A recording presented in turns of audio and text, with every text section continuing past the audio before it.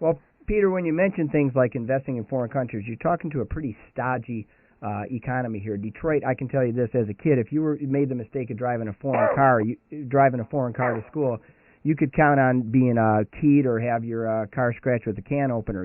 But I think what's happening in the Detroit marketplace is they're realizing that many of the big four and now the big three, they were investing in the late 70s hundreds of millions of dollars in Mexico, overseas in China, and in the Detroit area. I talk to people and they seem like they've been tricked, they've been fooled, where these companies have gone from American companies to multinational companies. Is that really the primary answer that you have for people? Is that they have to, I don't know, maybe take a somewhat non-patriotic approach to investment?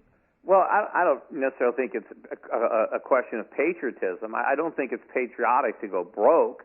I don't think it's patriotic to lose your money. I think it's patriotic to try to preserve your money, especially so it puts you in a stronger position to help rebuild the country once we get the monetary policy and the fiscal policy right. Because eventually we are going to start doing it right, and unless we all want to start working for foreigners, we better hope that there are some Americans that didn't go bankrupt, between now and then. And so the way to preserve your wealth is to put it where it'll be safe and where it will grow, which unfortunately right now is out of the country. But what we need to do as Americans is work to change the policies that are undermining investment opportunities in this country and that are forcing people like myself to send their money and advise their clients to send their money abroad. We need to be a magnet for capital. We want to make it so we have not only Americans investing here, but foreigners investing here. That's what we need, because we're short on investment capital. If we're going to produce the jobs of the future, we need capital today to do that. For a person that loves their country, loves their state, loves their city, but doesn't necessarily aren't really enamored with the politicians that are making policies, where can an average guy today go to start to begin to rebuild themselves? What would you advise a Detroiter to do who has a little bit of money? Certainly, they can contact my firm. I mean, my firm specializes in, because of my outlook. That's why my firm specializes in these strategies, because these are the strategies that I'm implementing myself, and so I'm helping my clients do it. But, we work with individual investors at Euro Pacific Capital. We have individual brokerage accounts and managed accounts. I have a mutual fund, and we can help people, protect themselves. We sell physical precious metals, gold and silver. So I can help people who understand the problem. And certainly you can read about it in my book. Crash Proof 2.0 is, available now. You can read, and get an idea of my philosophy. And I'm not the only firm. And there's certainly you can try to contact other firms and try to implement these strategies. I think it's most effective and easiest if you work with my brokers, because that's all we're doing. I mean, everybody we're working with has these objectives. That's why they're coming to my firm. But you can get information on my firm, on my website. It's Europac.net, EUROPAC.net, Europac.net. Or you can call up and talk to a broker. 800-727-7922 is the toll-free number. It's 800-727-7922. And just talk to a broker about how to open up an account and what the services are that we offer. Well, Peter, I like the fact that you also mentioned that you're open to other, people going to other brokers. I'm part of a financial team here. There's 5 of us that appear Monday through Friday.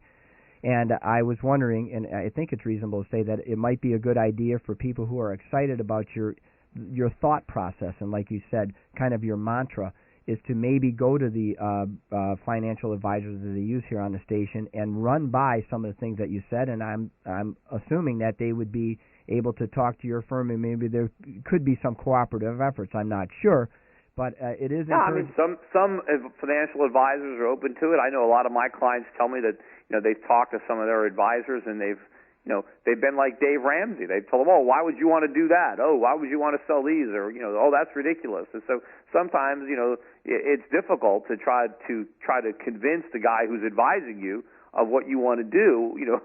So it's a lot easier to work with a firm that is not going to think you're crazy for what you want to do. Right. But to the extent that you have an advisor that's on this page, that understands this, and maybe they're in a position to help you. With respect to gold, let's focus on gold just a little bit. I'm going to tell you this much. I've listened to some of the statistics that people use to justify or to negate the opportunity to invest in gold. Now, I've heard Dave Ramsey say that gold never does much more than 4% and historically is a bad investment. Now, I can tell you this much. With gold being released from the gold standard in 1971, where the American military and American government fixed gold at $30 an ounce, I don't think it's fair to analyze the performance of gold when from 1801 to 1971 it was fixed right around $30. We really have to... you can look at all these various reference points. Usually when I hear people talking about how gold is a lousy investment, and right. I don't even look at it as an investment. I look at it as money. But when people talk about it, a lot of times they point to 1980 and they say, well, if you'd have bought gold in 1980 at 850, you have a lousy return. Well, that was the peak of a huge move up in gold. In 1970, it was $35 an ounce. So if you bought it in 1970 at $35 an ounce, when the Dow was around 1,000, you certainly did better than people who stayed in stocks, because in 1980, the Dow was at 800 and gold was at 800. So gold had gone up dramatically and the stock market had gone down. So there are certainly periods of time where gold dramatically outperforms stocks, and there are periods of time where stocks dramatically outperform gold. The key is to identify in advance when those periods start and end and where you are. Because if you make the wrong choice, you can lose a lot of money. People who were in stocks in the 1970s did terrible. People who were in gold did great. People who were in gold did terrible in the 1980s and the 1990s, but people who were in stocks did great. But so far, the last decade, the decade that we just finished, people who were in stocks did lousy, and people who were in gold did phenomenal. Gold was under $300 an ounce when the last decade began, and when it ended, it was over 1,000. Meanwhile, U.S. stocks actually went down. The S&P was down about 20% for the decade. Now, the question is this decade going to be another decade where you're better off owning gold, or is it going to be a decade where you're better off owning stocks? If you understand the dynamics involved, I think hands down you want to be in gold. You still have a government where interest rates are at zero. They're flooding the world with dollars. We have a massive budget deficit. We have an economy that's completely malinvested, and the government's trying to reflate asset bubbles.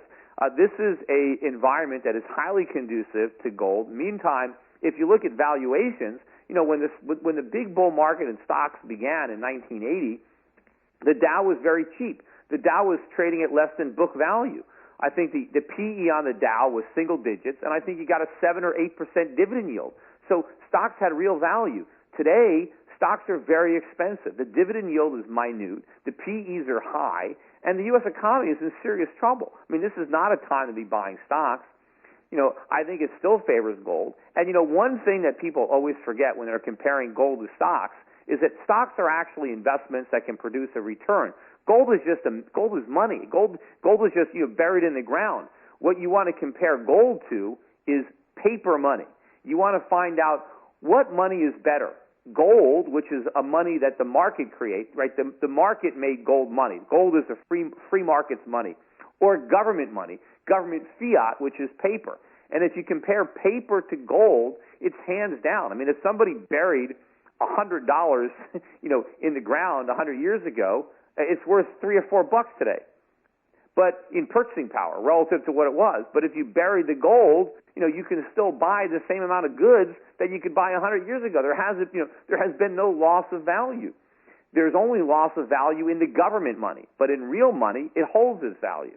So in that respect, anybody who's like Dave Ramsey, who's putting his cash in the bank, they should be putting gold in their safety deposit boxes, because that's much safer than having U.S. currency in an interest-bearing account where the interest is zero. If anyone wants to Google Schiff was right, they're going to have an opportunity to see how you pretty much in the face of mockery and criticism, we're on these major TV shows.